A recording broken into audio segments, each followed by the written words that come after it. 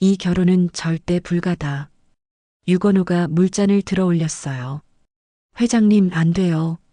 재호 씨가 말렸지만 늦었어요. 찬물이 제 손 위로 쏟아졌어요. 레이스 장갑이 순식간에 젖었거든요. 어머님, 서윤이가 달려와서 제 손을 잡았어요. 야, 유건호. 뭐 하는 거야? 서윤이가 소리쳤어요. 평소 예의 바른 서윤이가 반말을 할 정도였거든요. 젖은 장갑을 벗었어요. 거친 손등이 드러났죠. 여기저기 실에 베인 자국들이 보였어요. 유건호가 제 손을 보더니 비웃었어요. 역시 그때 그 여자 맞네. 손이 똑같아. 뭐라고 하시는 거예요? 서윤이가 분노에 찬 목소리로 말했어요. 딸이 모르는구나. 내 어미가 어떤 사람인지. 저 여자가 내 친모를 죽게 만든 사람이야. 유건호의 목소리가 차갑게 변했어요. 그건 거짓말이에요. 소리쳤어요. 거짓말? 그럼 그날 밤 현장에서 뭘 했는데? 사람들을 대피시켰어요. 아기도 구하려고. 거짓말 마. 돈 챙겨서 주랭랑 쳤잖아. 그들은 몰랐어요. 그날 밤 제가 목숨 걸고 구한 아기가 바로 재호 씨라는 걸요. 이야기를 시작하기 전에 구독을 눌러주세요. 안녕하세요. 저는 강미정입니다. 올해 72이죠. 부산 자갈치 시장에서 수선집을 운영하고 있어요. 오늘은 제 딸 서윤이의 상견례 날입니다. 그래서 이렇게 해운대 스카이라운지까지 올라왔어요. 40층이 넘는 높이에서 내려다보는 바다가 참 넓네요. 저 멀리 컨테이너선들이 반짝이는 불빛을 켜고 항구로 들어오고 있습니다. 손목시계를 보니 오후 6시였어요. 약속 시간보다 30분 일찍 왔거든요. 아무래도 처음 오는 곳이라 길을 헤맬까봐 걱정됐죠. 그런데 생각보다 쉽게 찾았네요. 라운지 입구에 서서 잠시 망설였습니다. 유리문 너머로 보이는 내부가 너무 화려해서요. 샹들리에가 천장에 주렁주렁 달려있고 테이블마다 하얀 테이블보가 깔려 있었어요. 이런 곳에 제가 와도 되나 싶었거든요. 그래도 딸을 위해서라면 못할 게 없죠. 깊게 숨을 들이마시고 문을 밀었습니다. 어서 오세요. 직원이 정중하게 인사했어요. 젊은 남자 직원이었는데 검은 정장에 나비 넥타이를 메고 있었어요. 강미정이라고 예약했는데요. 아, 네. 확인해 드릴게요. 직원이 예약 명단을 훑어보더니 고개를 끄덕였어요. 이쪽으로 안내해 드리겠습니다. 따라가면서 주위를 둘러봤어요. 손님들이 모두 말쑥하게 차려입었더라고요. 남자들은 깔끔한 정장을 입고 여자들은 브랜드 가방을 들고 있었어요. 그 사이를 지나가는 제 모습이 초라해 보였죠. 오늘 아침부터 고민했어요. 뭘 입고 나갈지 말이에요. 옷장을 뒤져봐도 변변한 옷이 없었거든요. 결국 10년 전에 산 감색 투피스를 꺼냈어요. 그때도 비싸다고 생각했는데 지금 보니 낡아 보이더라고요. 특히 손이 문제였어요. 수십 년 동안 바늘과 실을 만지다 보니 손등이 거칠어졌거든요. 여기저기 실에 베인 자국도 있고요. 그래서 얇은 레이스 장갑을 끼고 왔어요. 조금이라도 나아 보이려고요. 여기 자리입니다. 직원이 창가 테이블을 가리켰어요. 바다가 한눈에 보이는 좋은 자리였죠. 테이블에는 흰 장미가 꽂힌 화병이 놓여 있었어요. 감사합니다. 자리에 앉아서 메뉴판을 펼쳤어요. 그런데 가격을 보고 깜짝 놀랐거든요. 코스 요리가 10만 원이 넘었어요. 시장에서 하루벌이와 비슷한 금액이었죠. 딸 앞에서 창피 주면 안 되는데 마음속으로 되뇌었어요. 서윤이가 어릴 때부터 늘 미안했거든요. 다른 집 아이들처럼 예쁜 옷도 못 사주고 학원도 못 보냈어요. 그래도 서윤이는 불평 한 번 안 하고 열심히 공부했죠. 의대에 들어갔을 때 얼마나 기뻤는지 몰라요. 시장 상인들한테 자랑하고 다녔거든요. 우리 서윤이가 의사 된다고요. 그리고 지금은 부산시민병원 응급의학과에서 일하고 있어요. 서윤이 같은 딸을 둔 게 제 인생 최고의 자랑이에요. 창밖을 보니 해가 지고 있었어요. 오렌지빛 노을이 바다를 물들이고 있었죠. 저 멀리 영도대교가 보였어요. 다리 위로 차들이 개미처럼 오가고 있었고요. 그때 라운지 입구 쪽에서 목소리가 들렸어요. 어머님, 안녕하세요. 돌아보니 서윤이었어요. 하얀 블라우스에 검은 정장 치마를 입고 있었죠. 머리를 단정하게 뒤로 넘긴 모습이 정말 의사 같았어요. 서윤이 옆에는 남자가 한 명 서 있었어요. 키가 크고 어깨가 넓었죠. 네이비 정장을 깔끔하게 차려입었고요. 얼굴이 단정하면서도 남자다워 보였어요. 재호 씨예요. 서윤이가 소개했어요. 안녕하세요. 민재호입니다. 남자가 정중하게 인사했어요. 목소리가 차분하고 듬직했죠. 네, 반갑습니다. 일어나서 인사를 받았어요. 재호 씨가 제 손을 살짝 잡고 고개를 숙였거든요. 장갑을 끼고 있어서 다행이었어요. 부모님은 언제 오신다고 하셨어요? 서윤이가 물었어요. 곧 오실 거예요. 회사 일이 좀 늦어져서요. 재호 씨가 답했어요. 세 명이 자리에 앉았어요. 서윤이가 제 옆에, 재호 씨가 맞은편에 앉았죠. 어머님, 여기 처음 오셨어요? 재호 씨가 물었어요. 네, 처음이에요. 너무 높아서 무서울 뻔했어요. 저도 처음엔 그랬어요. 지금은 익숙해졌지만요. 재호 씨가 미소를 지었어요. 웃는 모습이 참 인상 좋았죠. 서윤이를 보니 얼굴이 밝았어요. 재호 씨를 바라보는 눈빛이 다정했거든요. 저런 표정으로 남자를 보는 서윤이를 처음 봤어요. 재호 씨는 어떤 일 하세요? 해양경찰에서 수사 일을 하고 있어요. 아, 그래요? 힘들겠네요. 괜찮아요. 바다를 지키는 일이라 보람 있어요. 재호 씨가 겸손하게 답했어요. 그때 라운지 입구에서 또 목소리가 들렸어요. 재호야. 중년 남성의 목소리였어요. 재호 씨가 일어나서 손을 흔들었죠. 양아버지가 오셨네요. 재호 씨가 말했어요. 두 명이 걸어오고 있었어요. 앞서 오는 남자는 60대 정도로 보였죠. 회색 정장을 입고 있었는데 옷감이 고급스러워 보였어요. 뒤따라오는 여자는 50대 중반쯤으로 보였고요. 늦어서 죄송합니다. 남자가 정중하게 인사했어요. 아니에요. 저희도 막 왔어요. 서윤이가 답했어요. 소개해 드릴게요. 저희 양아버지 유건호 회장님이시고요. 양어머니 김은주 여사님이세요. 재호 씨가 소개했어요. 유건호라는 이름을 들은 순간 가슴이 철렁했어요. 설마 하는 마음에 남자를 자세히 봤거든요. 정장 가슴팍에 작은 명찰이 달려 있었어요. 유건호 회장이라고 적혀 있었죠.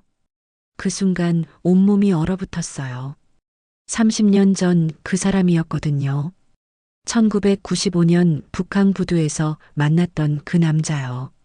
당시엔 24세 젊은 회사원이었는데 지금은 회장이 되어 있었어요. 손이 떨리기 시작했어요. 장갑을 끼고 있어서 다행이었지만 가슴이 두근거렸거든요. 안녕하세요. 유건호가 제게 인사했어요. 하지만 저를 알아보는 기색은 없었죠. 30년이 지났으니까요. 네, 안녕하세요. 겨우 인사를 받았어요. 목소리가 떨릴까봐 작게 말했거든요. 강미정 어머님이세요. 재호 씨가 소개했어요.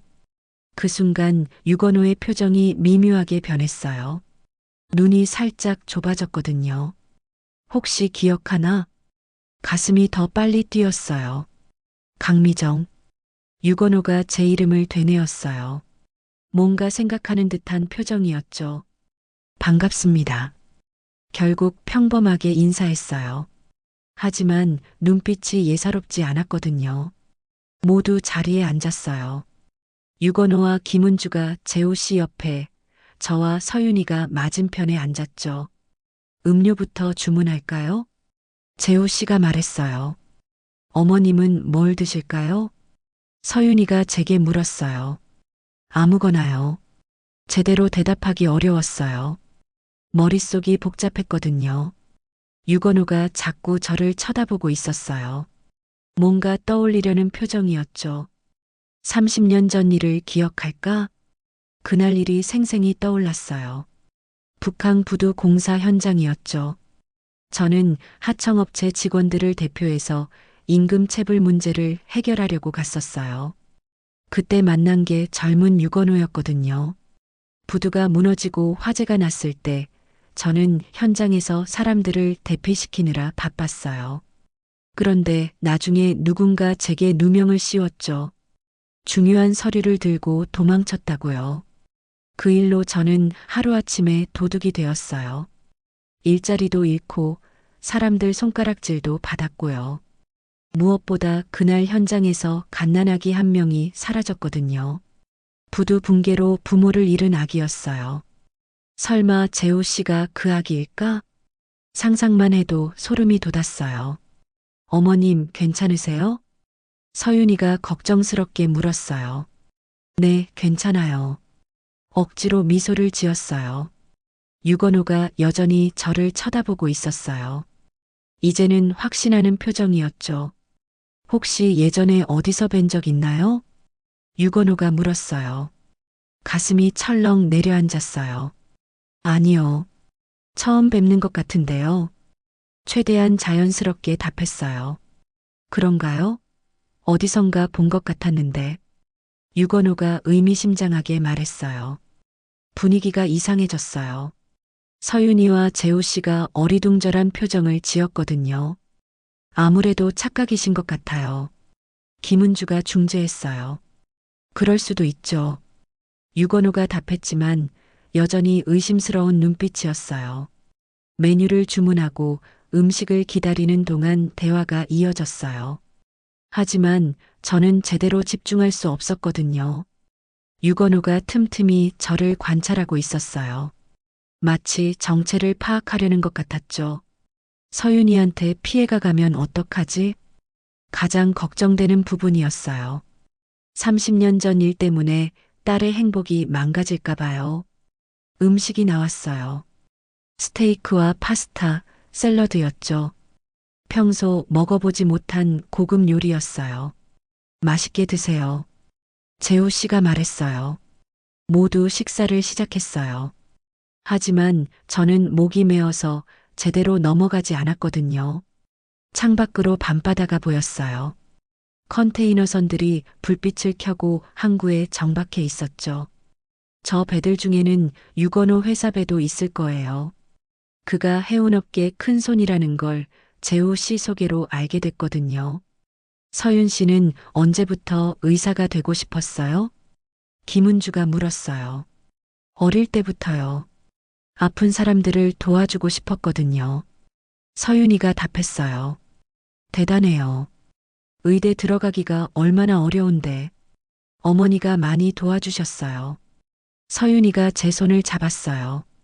장갑 너머로 따뜻함이 전해졌죠. 어머님은 어떤 일 하세요? 유건우가 물었어요. 목소리에 묘한 긴장감이 있었거든요.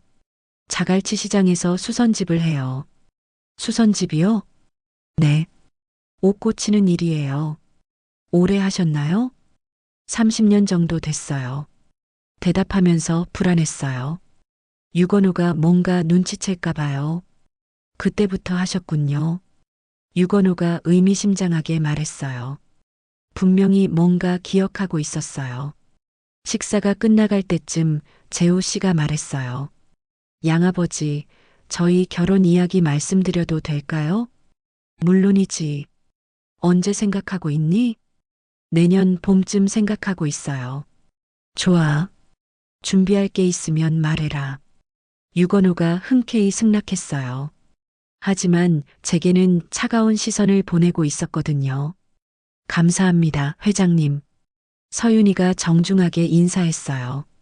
식사가 끝나고 커피를 마시면서 구체적인 결혼 계획을 이야기했어요. 예식장, 하객, 신혼여행까지요. 저는 듣고만 있었어요.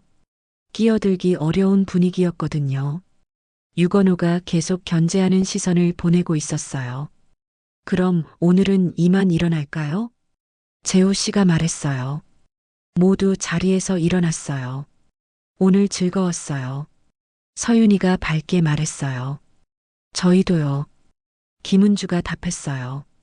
하지만 유건호는 여전히 차가운 표정이었어요.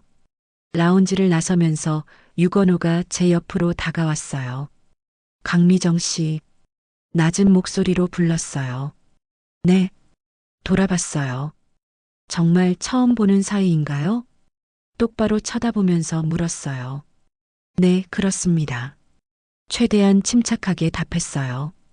그런가요? 착각이었나 보네요. 말은 그렇게 했지만 의심하는 눈빛은 여전했어요. 엘리베이터에서 내려와 로비로 나왔어요. 서윤이와 재호 씨가 먼저 나갔고 저는 뒤따라 걸었어요. 어머님, 집까지 모셔다 드릴까요? 재호 씨가 물었어요. 괜찮아요. 택시 타고 갈게요. 정말 괜찮으세요? 서윤이가 걱정했어요. 응, 괜찮아. 조심해서 들어가. 서윤이 이마에 키스했어요. 재호 씨도 고생하셨어요. 아니에요. 즐거웠어요. 재호 씨가 정중하게 인사했어요. 택시를 타고 집으로 돌아가면서 창밖을 봤어요. 부산의 밤거리가 지나가고 있었죠. 유건호를 다시 만나게 될 줄은 꿈에도 생각 못했어요. 하필 딸의 상견례에서요. 30년 전 그 일이 다시 떠올랐어요. 북한부두의 그날 밤을요. 분명히 유건호도 기억할 거예요. 시간이 지나면 완전히 확신하게 될 테고요.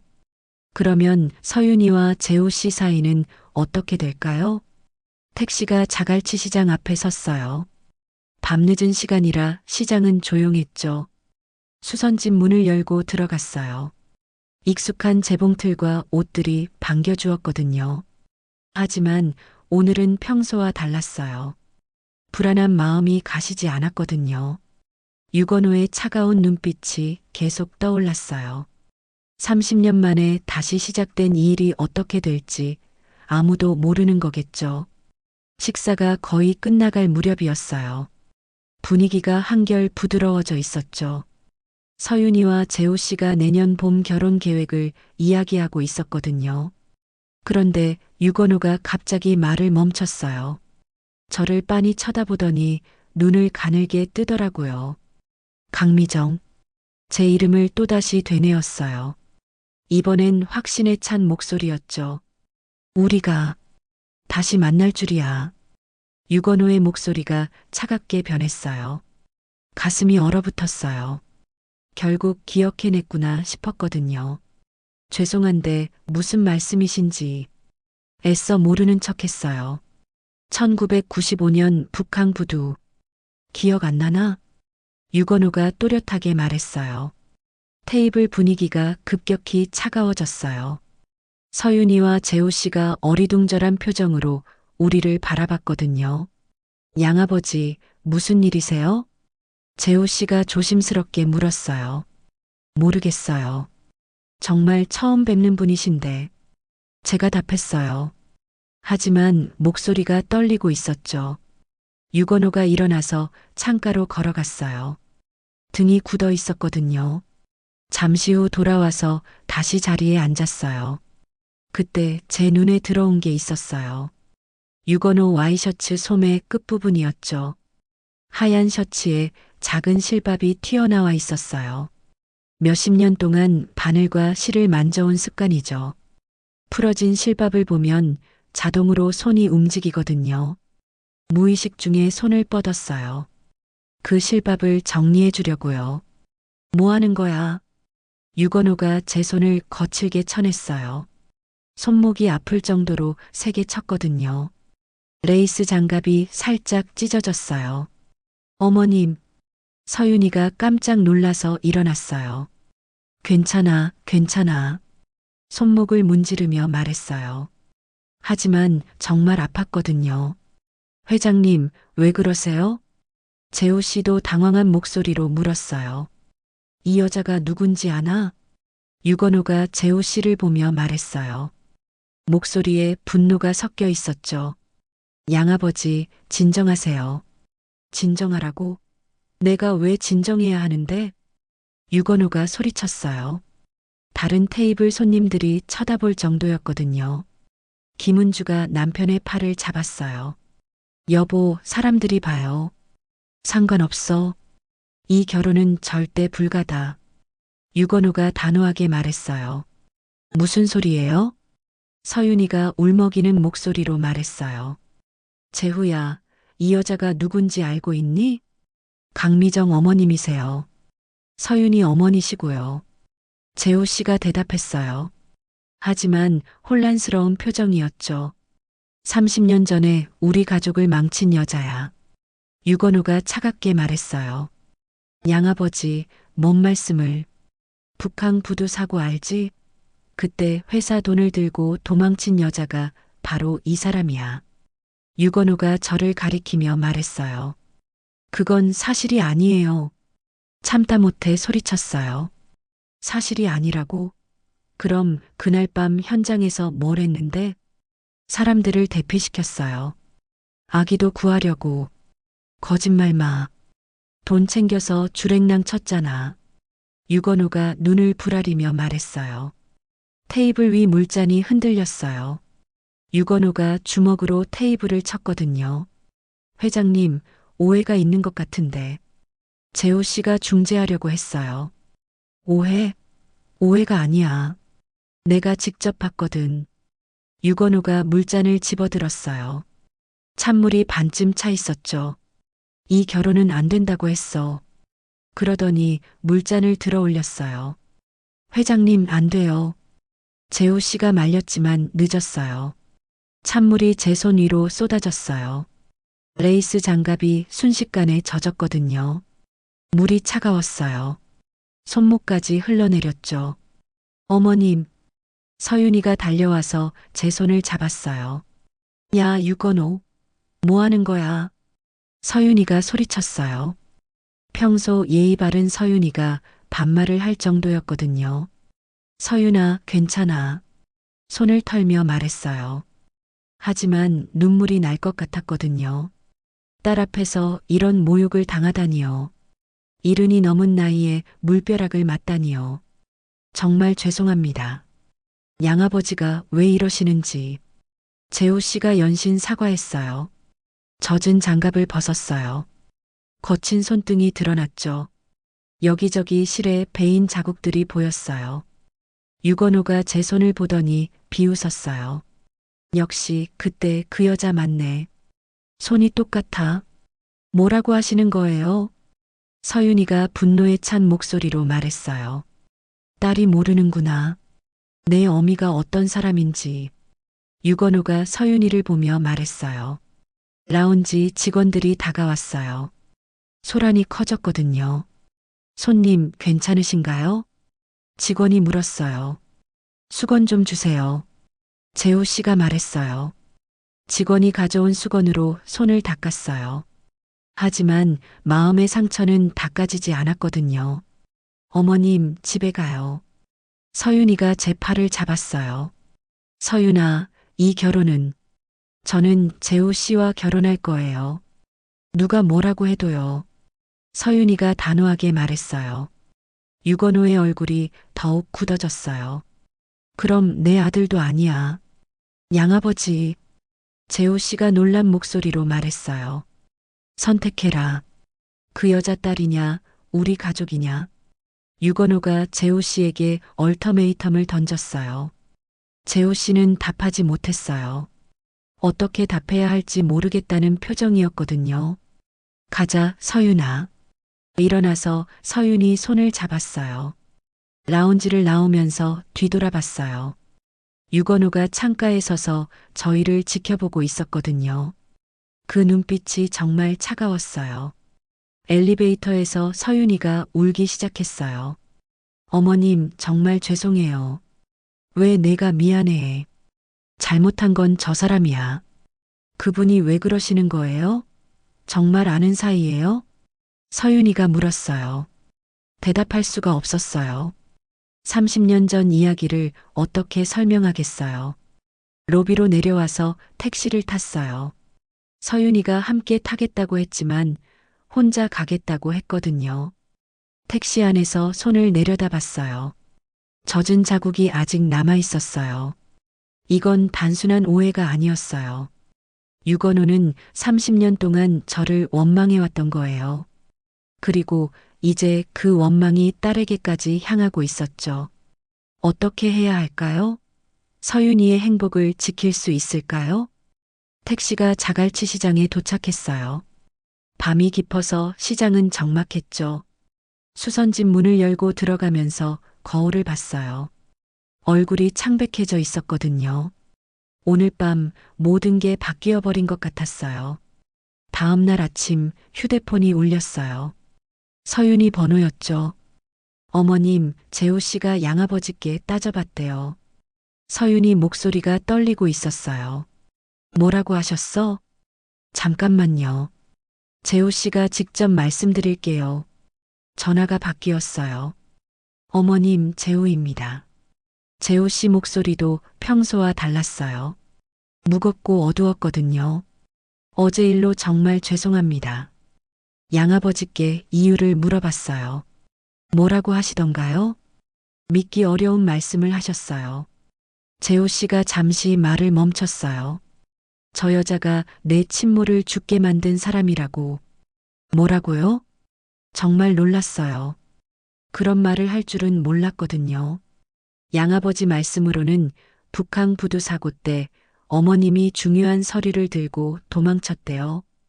그 바람에 사고 수습이 늦어져서 제 친모가 사망했다고 하시네요. 그건 거짓말이에요. 소리쳤어요. 저도 믿지 않아요. 하지만 양아버지가 워낙 확신하셔서 재호 씨 목소리가 점점 작아졌어요. 전화가 다시 바뀌었어요. 어머님, 서윤이에요. 우리 어떻게 하죠? 서윤이가 울먹이는 목소리로 물었어요. 일단 시간을 두고 생각해보자. 재호 씨는 저를 믿는다고 했어요. 하지만 양아버지가 반대하시니까. 괜찮아. 서윤아, 너 때문에 걱정하지 마. 거짓말이었어요. 정말 걱정됐거든요. 전화를 끊고 수선집에 앉아 있었어요. 손님들이 와도 제대로 집중할 수 없었죠. 오후 4시쯤 서윤이가 찾아왔어요. 얼굴이 창백했어요. 어머님, 재호 씨와 만나고 왔어요. 뭐라고 하던? 양아버지 말씀이 사실인지 확인해 보자고 했어요.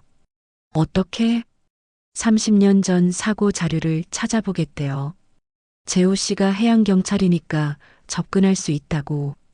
서윤이가 의자에 주저앉았어요. 어머님, 정말 그때 무슨 일이 있었던 거예요? 서윤아, 어떻게 설명해야 할지 모르겠었어요. 저는 어머님을 믿어요. 하지만 재호 씨 입장도 이해가 가거든요. 서윤이가 눈물을 흘렸어요. 그날 밤 9시쯤 재호 씨에게서 전화가 왔어요. 어머님, 재호예요. 서윤이와 함께 있어요. 어디 계세요? 차 안이에요. 드라이브하고 있어요. 배경으로 바람 소리가 들렸어요. 조심해서 다녀와. 네. 내일 아침에 연락드릴게요. 전화가 끊어졌어요. 하지만 다음 날 아침에도 연락이 없었어요. 휴대폰으로 전화해봐도 꺼져 있었거든요.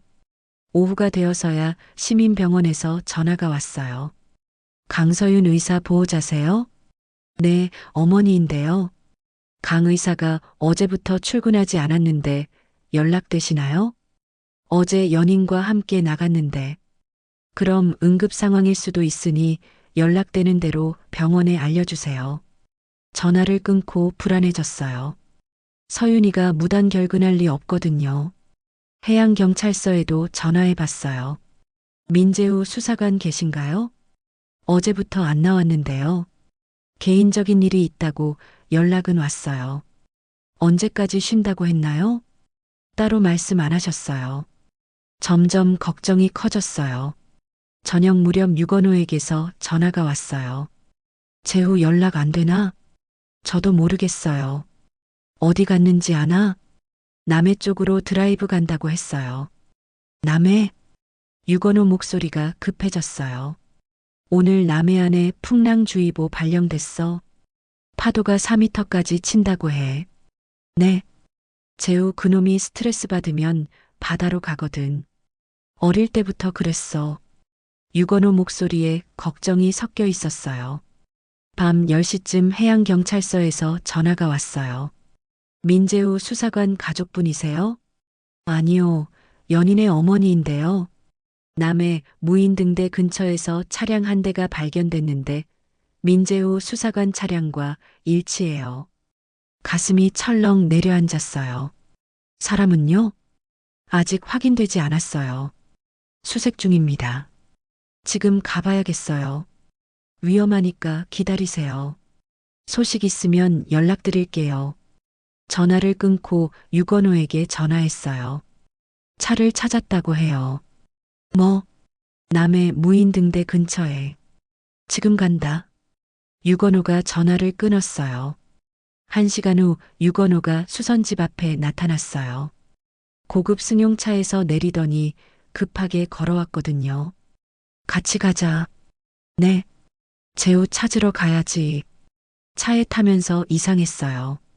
어제까지 저를 그렇게 미워하던 사람이 갑자기 협력하자고 하다니요. 남해로 가는 길에 유건호가 말했어요. 재우는 내 아들이야. 양아들이지만 진짜 아들 같아. 네. 30년 전 일은 잊자. 지금은 아이들이 중요해. 고개를 끄덕였어요. 남해 해안도로를 달리는데 바람이 정말 셌어요. 차가 흔들릴 정도였거든요. 무인등대 근처에 도착하니 해양경찰 차량들이 몇 대 서 있었어요. 서치라이트가 바다를 비추고 있었죠. 경찰관이 다가왔어요.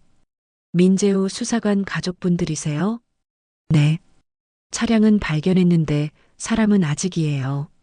어디서 찾았어요? 등대 아래 바위에 부딪혀 있었어요. 다행히 바다로 떨어지지는 않았어요. 그럼 어디 있는 거야? 유건호가 다급하게 물었어요. 등대 주변을 수색하고 있어요. 바람이 너무 세서 헬기는 못 띄우고 있고요. 바다에서 파도 소리가 크게 들렸어요. 정말 거칠어 보였거든요. 제가 찾아보겠어요. 유건호가 말했어요. 위험해요. 전문 수색대가. 재호를 제일 잘 아는 사람은 나야. 유건호가 손전등을 켜고 등대 쪽으로 걸어갔어요. 저도 따라갔어요. 위험하니까 여기 계세요. 경찰관이 말렸지만 무시했어요.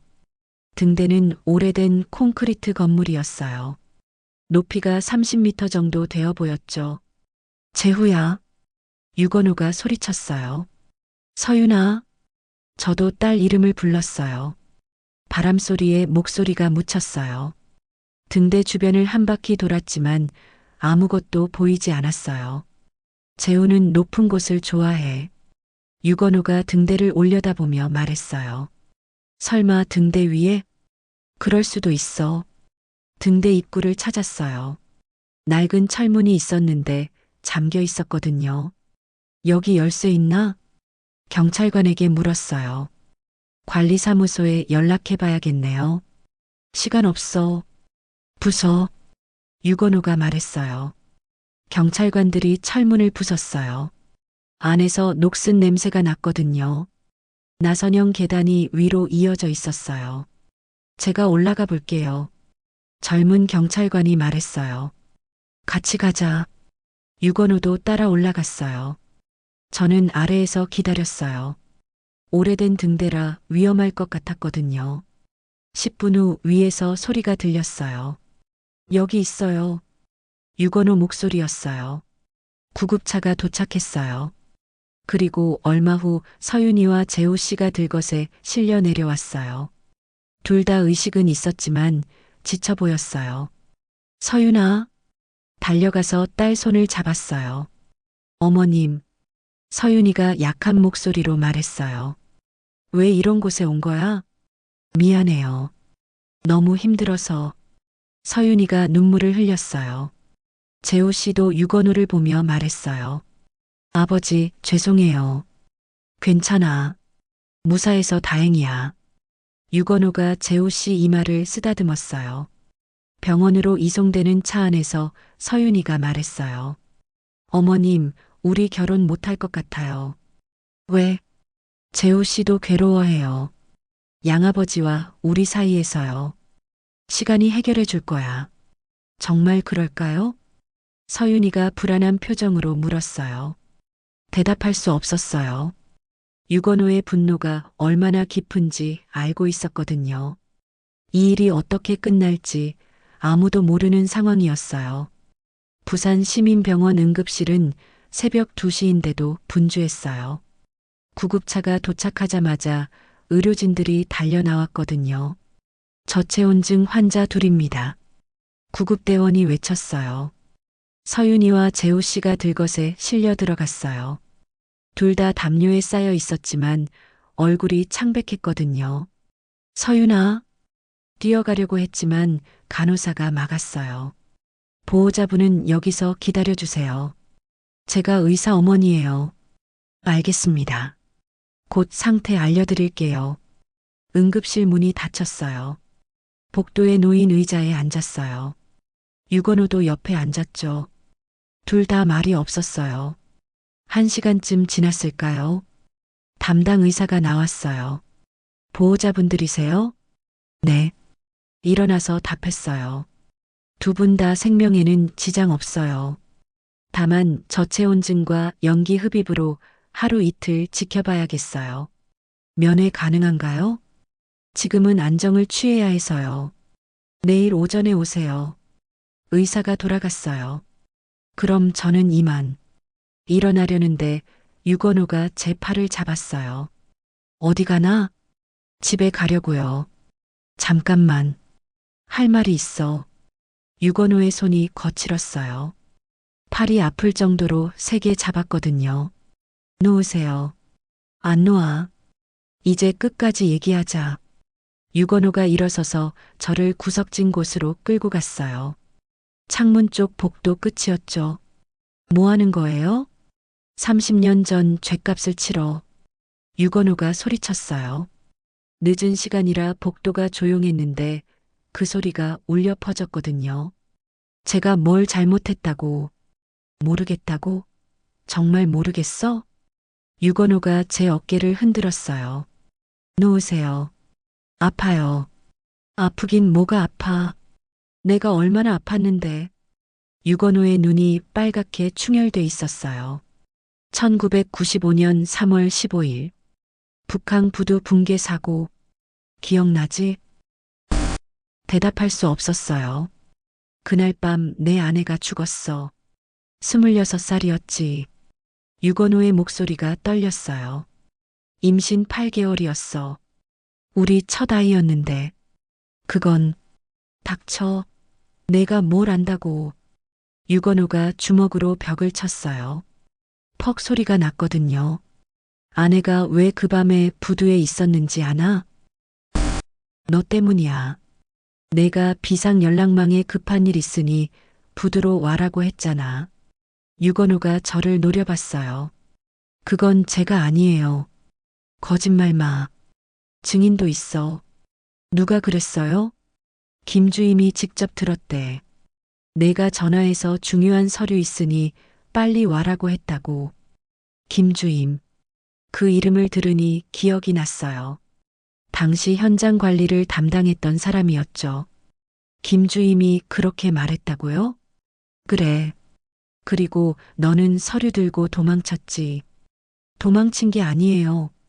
소리쳤어요. 그럼 뭐야? 사고 현장에서 사라진 건 사실이잖아.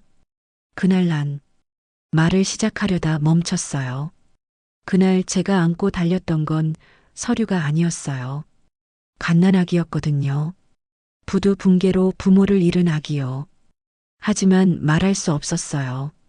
그 아기가 지금 재호 씨일 수도 있다는 생각이 들었거든요. 왜 말 안 해? 할 말 없지? 유건우가 비웃었어요. 그날 난 도망친 게 아니라 뭐라고 누군가를 말을 멈췄어요. 정말 재호 씨가 그 아기라면 어떻게 될까요? 유건우가 30년 동안 원수로 여겼던 저를 구해준 게 바로 그 아들이라는 걸 알게 되면요. 누군가를 뭘 했다고? 아무것도요. 고개를 떨었어요. 역시 할 말 없구나. 유건우가 차가운 눈으로 저를 봤어요. 내 아내는 내 때문에 죽었어. 아이까지 함께. 저는 정말 변명하지 마. 증거도 있고 증인도 있어. 유건우가 제게 더 가까이 다가왔어요. 그런데 아직도 모자라나 봐. 이제 내 아들까지 뺏어가려고? 그런 게 아니에요. 그런 게 아니라고? 내 딸이 재우한테 접근한 것도 우연이야? 무슨 소리예요? 혹시 계획적이었던 거 아니야? 복수하려고? 유건우의 상상이 너무 지나쳤어요. 말도 안 되는 소리 하지 마세요. 말도 안 된다고? 그럼 증명해봐. 내가 무죄라는 걸. 어떻게 증명해요? 30년 전 일을. 그럼 인정하는 거네. 유건우가 승리한 듯 웃었어요. 그때 복도 저쪽에서 간호사가 걸어왔어요. 여기서 뭐 하세요? 환자들 깨워요. 죄송합니다. 유건우가 사과했어요. 간호사가 지나간 후 유건우가 다시 말했어요. 마지막으로 한 번만 말한다. 내 아들한테서 손 떼. 그건 아이들이 정할 일이에요. 아이들? 재우는 진실을 몰라서 그래. 내가 어떤 인간인지 알면 바로 등 돌릴 거야. 그렇게 확신하세요? 당연하지. 내가 직접 말해줄 거야. 내가 어떻게 우리 가족을 망쳤는지. 유건우가 등을 돌려 걸어갔어요. 혼자 남은 복도가 너무 조용했어요. 형광등 불빛만 차갑게 내려비치고 있었거든요.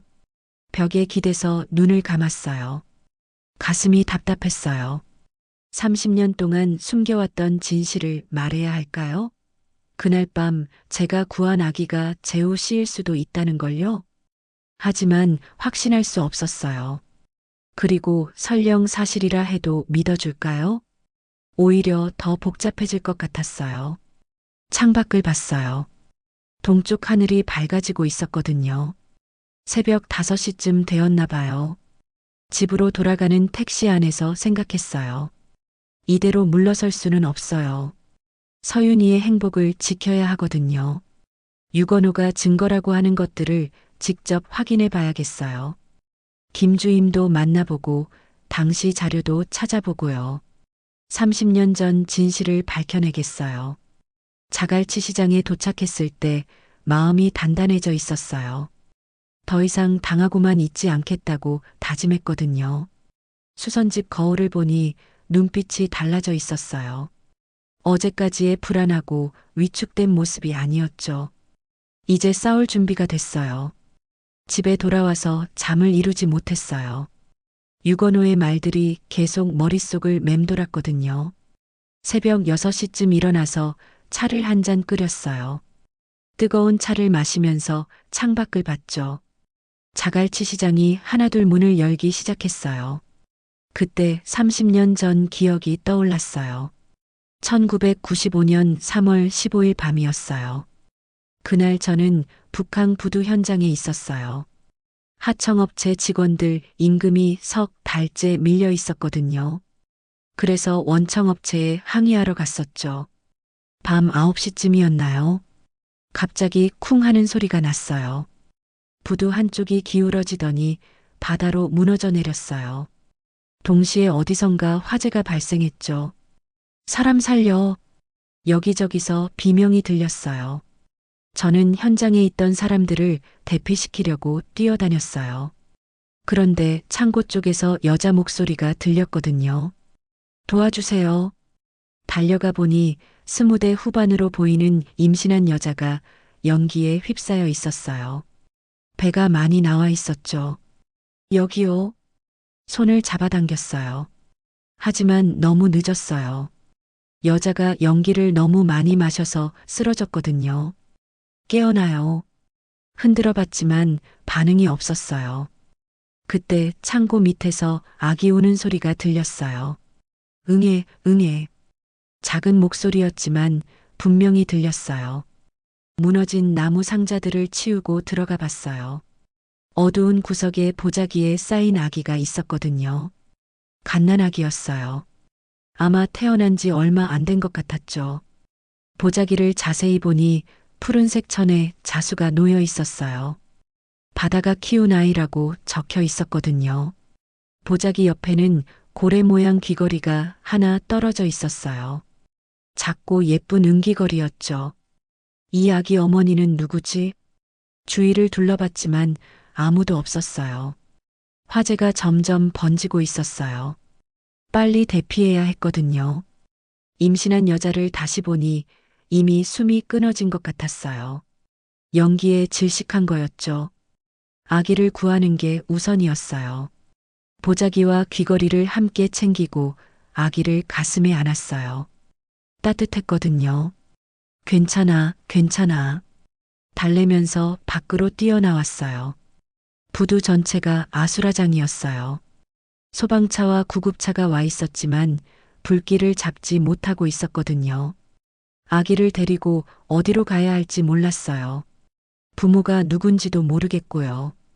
일단 안전한 곳으로 대피했어요. 그런데 다음날 아침 신문을 보고 깜짝 놀랐어요. 북한 부두 붕괴 사고, 하청업체 간부 돈 들고 도주. 제 사진까지 실려 있었어요. 김주임이 증언했다는 거였어요. 제가 회사 돈을 들고 달아났다고요. 말도 안 되는 일이었어요. 저는 돈이 아니라 아기를 구한 거였거든요. 하지만 아무도 믿어주지 않았어요. 경찰서에 가서 해명하려고 했지만 소용없었어요. 김주임이 확신한다는 거였거든요. 분명히 서류 가방을 들고 뛰어나가는 걸 봤다고 했대요. 아기 이야기를 해봤지만 믿지 않았어요. 증거도 없었고요.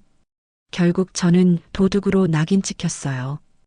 일자리도 잃고 사람들 손가락질도 받았죠.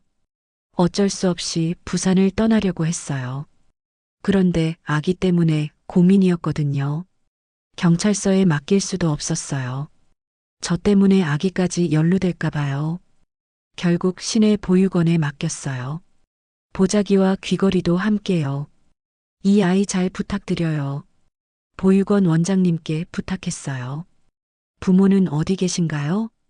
사고로 돌아가셨어요. 거짓말은 아니었어요. 그 임신한 여자가 아기 엄마일 수도 있었거든요. 그럼 입양 보낼게요. 네, 좋은 가정에 보내주세요. 그게 마지막이었어요. 아기를 맡기고 자갈치 시장으로 왔어요.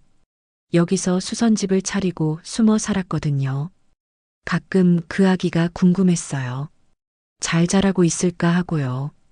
그런데 지금 생각해보니 재호 씨일 가능성이 있어요.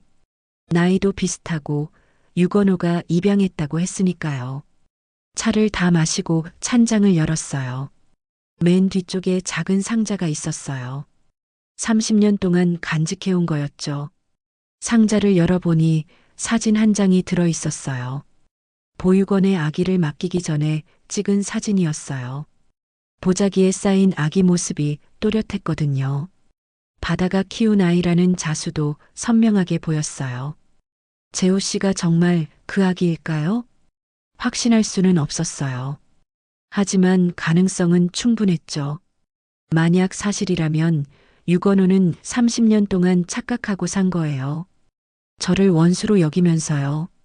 하지만 말할 용기가 없었어요. 믿어줄 것 같지도 않고요.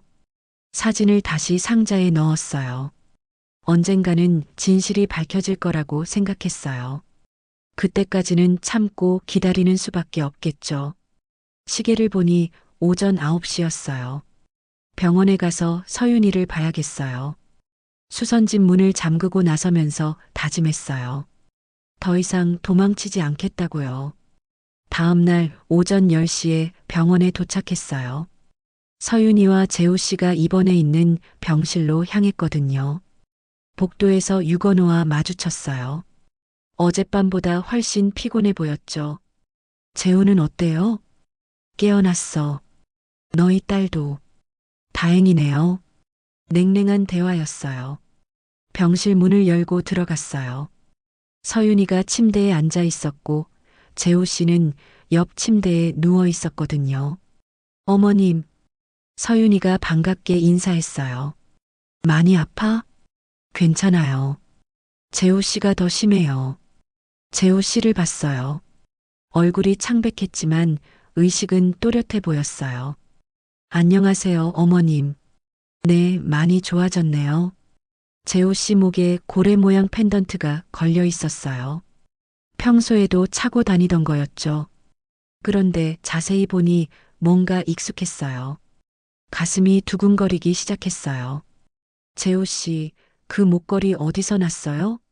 아, 이거요? 어릴 때부터 차고 다녔어요. 어릴 때부터요? 네. 보육원에서 가져왔대요. 제가 입양될 때 유일하게 가진 물건이었거든요.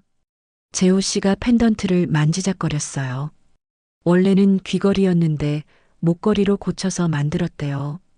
그 순간 확신했어요. 30년 전 그 아기가 바로 재호 씨였던 거예요. 잠깐만요. 가방에서 작은 상자를 꺼냈어요. 집에서 가져온 거였거든요. 이게 뭐예요? 서윤이가 물었어요. 상자를 열어서 사진을 꺼냈어요. 보자기에 쌓인 아기 사진이었죠. 재호 씨, 이 사진 봐요. 사진을 내밀었어요. 재호 씨가 받아서 자세히 봤어요. 이 아기가 누구예요? 30년 전에 제가 구한 아기요. 네. 재호 씨 표정이 변했어요.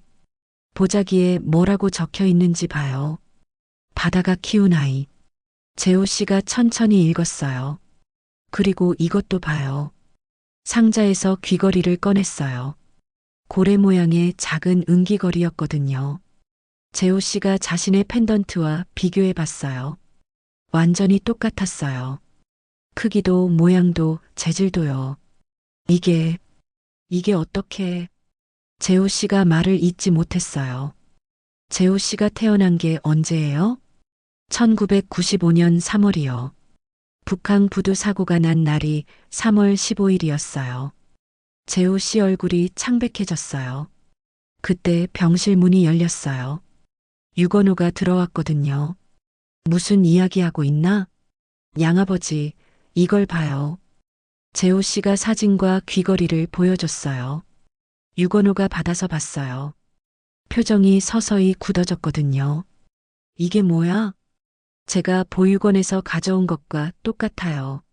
재호 씨가 펜던트를 풀어서 귀걸이 옆에 놓았어요. 완벽한 한 쌍이었어요. 어머님이 30년 전에 저를 구해주셨던 거예요. 뭐라고?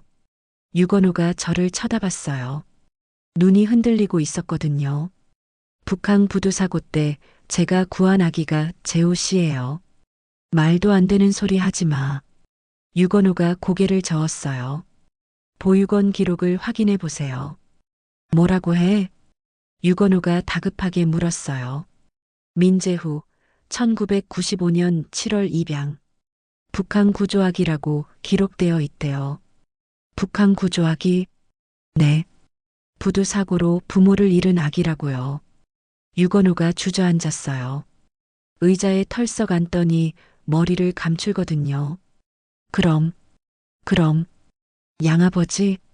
재호 씨가 걱정스럽게 불렀어요. 내가 뭔 짓을 한 거야. 유건호가 중얼거렸어요. 30년 동안 원수로 여겼는데. 회장님, 제가 조심스럽게 불렀어요. 내 분노의 표적이 내 생명의 은인이었어? 유건호가 저를 봤어요. 눈에 눈물이 고여 있었거든요. 그날 밤 정말 무슨 일이 있었던 거야? 임신한 여자분이 연기에 질식해서 쓰러졌어요. 구하려고 했지만 이미 늦었죠. 그게 내 아내였구나. 유건호가 고개를 떨궜어요. 그 대신 창고에서 우는 아기를 발견했어요. 보자기에 쌓여 있었거든요. 그래서 아기를 데리고 나온 거야? 네. 불길이 번져서 위험했어요. 유건우가 얼굴을 손으로 가렸어요. 김주임이 뭔 소리를 한 거야? 잘못 본 것 같아요. 어둡고 급박한 상황이었으니까요. 병실이 조용해졌어요. 서윤이가 제 손을 잡았어요. 어머님, 정말 고생 많으셨어요. 재호 씨도 일어나서 제게 절했어요. 어머님, 생명의 은인이세요. 괜찮아요. 당연한 일을 했을 뿐이에요. 유건우가 천천히 일어났어요. 미정 씨, 네. 정말, 정말 죄송합니다. 유건우가 깊게 고개를 숙였어요. 30년 만에 밝혀진 진실이었어요. 진실이 밝혀진 후 병실 분위기가 완전히 바뀌었어요. 유건우가 계속 고개를 숙이고 있었거든요. 회장님, 일어나세요. 제가 말했어요. 어떻게 일어나? 30년 동안 당신을 괴롭혔는데. 과거 일이에요. 이제 됐어요. 유건우가 천천히 고개를 들었어요. 눈이 빨갛게 충혈되어 있었죠. 그런데 정장 단추가 풀어져 있네요. 유건우 정장 소매 끝 커프스 단추가 하나 빠져 있었어요. 아, 그러네요. 유건우가 소매를 봤어요. 제가 끼워 드릴게요. 가방에서 작은 바느질 도구를 꺼냈어요. 항상 들고 다니는 거였거든요. 괜찮아요. 나중에 수선집에서 금방 끝나요. 유건우 소매를 잡고 단추를 끼웠어요. 몇십 년 동안 익숙하게 해온 일이라 순식간이었죠. 이제 원망의 실밥을 좀 풀어봅시다. 유건우를 보며 말했어요. 실밥을 푼다고요? 네. 30년 동안 엉켜있던 오해의 실을 말이에요. 유건우가 잠시 말없이 저를 봤어요. 정말, 정말 용서해 주시는 거예요? 용서할 게 뭐 있어요. 오해였잖아요. 어제 당신한테 물을 쏟고 모욕을. 그것도 오해에서 비롯된 일이니까요. 유건우의 어깨가 떨렸어요. 고맙습니다. 정말 고맙습니다. 회장님, 병원 옥상에서 이야기 좀 할까요? 네. 아이들 앞에서 하기엔 좀 그런 이야기들이 있거든요. 유건우가 고개를 끄덕였어요. 서윤아, 재호 씨, 잠깐 다녀올게. 네, 어머님. 병실을 나와서 엘리베이터를 탔어요. 유건우와 나란히 서 있는데 어색했어요. 옥상에 도착했어요. 부산 시내가 한눈에 보이는 곳이었죠. 바다도 멀리 보였고요. 미정 씨, 유건우가 먼저 말을 꺼냈어요. 네, 제대로 사과하고 싶어요. 유건우가 제 앞에 섰어요. 30년 동안 당신을 원망했어요. 그리고 어제는 모욕까지 줬죠. 회장님, 끝까지 들어주세요. 유건우가 깊게 절했어요. 저는 정말 죄송합니다. 용서를 구할 자격도 없지만, 그래도 사과는 하고 싶어요. 일어나세요. 아니에요. 이대로 말하고 싶어요. 유건우가 고개를 숙인 채 말했어요. 제가 얼마나 어리석었는지 모르겠어요. 증거도 제대로 확인 안 하고 30년을 원망하며 살았어요. 회장님, 정말 일어나세요. 그리고 재우까지. 제가 목숨 걸고 구해주신 아이를 키우면서도 모르고 살았어요. 유건우 목소리가 떨렸어요. 일어나시면 제가 앉을게요. 그제야 유건우가 몸을 일으켰어요. 미정 씨, 정말 고맙습니다. 재호를 살려주셔서요. 당연한 일 했을 뿐이에요. 당연한 일이 아니에요. 위험한 상황에서 모르는 아기를 구해주신 거잖아요. 유건우가 바다를 바라봤어요. 재호 어머니, 제 아내 이름이 김미경이었어요. 그렇군요.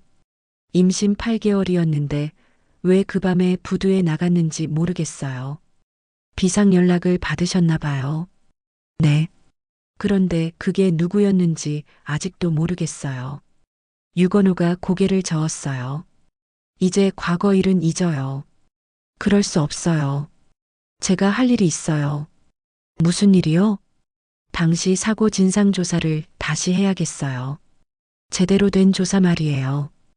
유건우가 단호하게 말했어요. 굳이 그러실 필요까지야.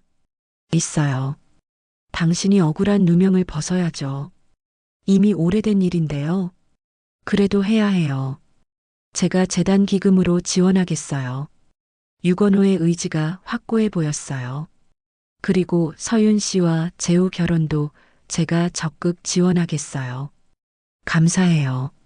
결혼식 비용도 제가 다 댈게요. 신혼집도 마련해 드리고요. 너무 과하신 것 같은데. 과한 게 아니에요. 제가 해야 할 일이에요. 바람이 불어왔어요. 유건호 머리카락이 흩날렸죠.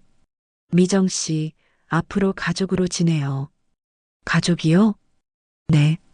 재우 양아버지니까 서윤 씨 시아버지가 되는 거잖아요. 유건호가 미소를 지었어요. 처음 보는 따뜻한 표정이었죠. 그럼 저는 사돈 어른이시네요. 맞아요. 이제 우리 사돈 관계예요. 두 사람이 웃었어요. 그런데 한 가지 부탁이 있어요. 뭐든지 말씀하세요. 김주임 연락처 알 수 있을까요? 김주임요? 왜요? 당시 상황을 정확히 들어보고 싶어서요. 알아서 연락드릴게요. 감사해요. 옥상에서 내려와 병실로 돌아갔어요. 서윤이와 재호 씨가 기다리고 있었거든요. 어머님, 무슨 이야기 하셨어요? 서윤이가 물었어요. 앞으로 계획 이야기했어. 유건호가 두 사람을 봤어요. 너희 결혼 이야기 말이야. 결혼이요? 재호 씨가 놀란 표정으로 물었어요. 당연히 해야지. 내가 적극 지원할게. 정말이세요? 서윤이가 기뻐했어요. 그럼, 이제 우리 가족인데. 유건호가 따뜻하게 말했어요. 양아버지, 감사해요. 재호 씨가 일어나서 절했어요. 고맙긴. 내가 더 고마워해야지. 유건호가 재호 씨를 일으켜 세웠어요. 병실의 웃음소리가 울렸어요. 오랜만에 듣는 행복한 웃음이었죠. 창밖으로 부산 바다가 보였어요. 파도가 잔잔하게 일렁이고 있었거든요. 30년 만에 모든 오해가 풀렸어요. 이제 새로운 시작이었죠. 유건호가 제 손을 잡았어요. 사돈 어른, 잘 부탁드려요. 저야말로요. 두 사람이 악수했어요. 진심이 담긴 악수였죠. 6개월 후 자갈치 시장 옆 골목에 새로운 간판이 걸렸어요. 유건호가 지원해준 돈으로 수선집을 리뉴얼했거든요. 예전보다 훨씬 깔끔하고 밝아졌어요. 가게 한쪽에는 무료 바느질 교실 공간도 마련했어요. 매주 토요일마다 동네 분들께 바느질을 가르쳐 드리거든요. 오늘도 할머니 몇 분이 오셨어요. 선생님, 이 옷 어떻게 고치면 될까요? 여기 해진 부분만 덧대면 돼요. 바늘과 실을 나눠드리고 함께 수선했어요. 아이고, 손재주가 이렇게 좋으시다니. 할머니들이 감탄하셨어요. 별거 아니에요. 조금만 익숙해지면 다 하실 수 있어요. 오후 2시쯤 서윤이와 재호 씨가 찾아왔어요. 주말마다 가게에 와서 도와주거든요. 어머님, 안녕하세요. 응, 왔구나. 서윤이가 제 뺨에 볼인사를 했어요. 오늘 손님 많았어요? 응, 바느질 교실 때문에 북적였어. 재호 씨가 가게를 둘러봤어요. 정말 많이 달라졌네요. 유건호 회장님 덕분이야. 유건호는 요즘 해양사고 유가족 장학금 사업에 열심히 해요. 매달 수십 명의 아이들에게 장학금을 지원하고 있거든요. 양아버지가 요즘 너무 바쁘세요. 재호 씨가 말했어요. 좋은 일 하시는 거야. 저녁 무렵 유건호도 찾아왔어요. 요즘 자주 들러요. 사돈 어른, 안녕하세요. 회장님, 오늘도 오셨네요. 가게 구경 좀 하려고요. 유건호가 새로 설치한 미싱을 봤어요. 잘 쓰고 계시죠? 네, 정말 좋아요. 고마워요. 가게에 5명이 모였어요. 마치 가족 같았죠. 그런데 재호야, 할 말이 있다면서? 유건호가 재호 씨를 봤어요. 네. 서윤이가 궁금해했어요. 재호 씨가 갑자기 무릎을 꿇었어요. 서윤아. 주머니에서 작은 상자를 꺼냈어요. 반지가 들어 있었거든요. 나와 결혼해 줄래? 재호 씨. 서윤이 눈에 눈물이 맺혔어요. 양아버지 허락도 받았고 어머님 축복도 받았어. 네, 좋아요. 서윤이가 재호 씨를 끌어안았어요. 박수가 터져 나왔어요. 유건호가 제일 크게 쳤거든요. 축하해, 재호야. 감사해요, 양아버지. 서윤아, 정말 축하해. 제가 딸을 안았어요. 꿈만 같았거든요. 유건호가 샴페인을 터뜨렸어요. 미리 준비해 온 거였죠. 건배. 5명이 잔을 부딪혔어요. 사돈어른, 이제 정말 가족이네요. 그러게요. 참 신기해요. 유건호와 웃으며 이야기했어요. 해가 지고 있었어요. 서쪽 하늘이 붉게 물들어 있었거든요. 저희는 이만 들어갈게요. 서윤이와 재호 씨가 먼저 나갔어요. 저도 가봐야겠어요. 유건호도 일어났어요. 회장님, 고마워요. 정말 많이요. 저야말로요. 사돈어른 덕분에 제 인생이 바뀌었어요. 유건호가 나간 후 혼자 가게를 정리했어요. 한켠에 놓인 사진을 봤어요. 30년 전 보자기에 쌓인 아기 사진이었죠. 잘 자랐구나. 사진 속 아기에게 말했어요. 그때 문이 열렸어요. 젊은 부부가 들어왔거든요. 혹시 수선 가능한가요? 네, 물론이에요. 남편 작업복을 봤어요. 소매 부분이 해져 있었거든요. 이 정도면 금방 고칠 수 있어요. 바늘과 실을 꺼내서 정성스럽게 꿰맸어요. 정말 감사해요. 부부가 고마워했어요. 옷도 마음도 제자리를 찾아야 예쁘죠. 미소를 지으며 말했어요. 좋은 말씀이네요. 부부가 나간 후 거울을 봤어요. 얼굴에 주름은 늘었지만 표정이 밝아져 있었거든요. 30년 만에 찾은 평안이었어요. 가게 간판을 다시 봤어요. 바다를 고치는 가게. 정말 바다처럼 깊었던 오해를 고쳤거든요. 이제 새로운 시작이에요. 딸도 행복하고 저도 마음의 짐을 덜었고요. 바늘과 실로 옷을 고치듯이 시간과 진심으로 관계도 고칠 수 있다는 걸 배웠어요. 내일 또 누군가 찾아와서 무언가를 고쳐달라고 할 거예요. 옷일 수도 있고 마음일 수도 있고요. 그때마다 정성을 다해 도와드릴 거예요. 바다가 모든 걸 품듯이 저도 따뜻한 마음으로 사람들을 맞이하겠어요. 자갈치 시장의 밤이 깊어가고 있었어요. 하지만 제 마음은 새벽처럼 밝았거든요. 그럼 오늘 이야기는 여기까지입니다. 영상을 시청해주신 모든 분들 고맙습니다. 저는 AI 나레이션 김민지였습니다. 구독과 좋아요 부탁드립니다. 감사합니다.